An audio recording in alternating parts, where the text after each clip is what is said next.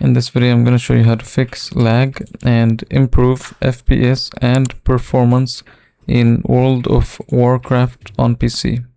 So first, you'll have to go to settings. Over here, you'll go to graphics. Set this to on. Find the game over here. And then you'll click on the drop down menu. And you will see something like high performance. Select it and then turn this on.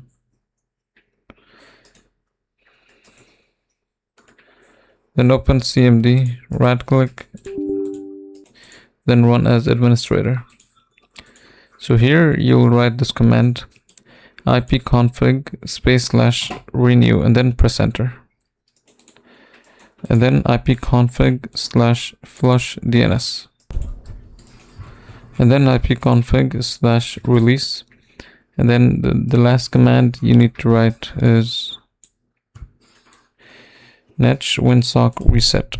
And then after it finishes loading, you can close this down. So what you need to do next is go here and type in control panel. Go to network and internet, and then network and sharing. Go here, properties. And down where it says Internet Protocol version 4, go to properties.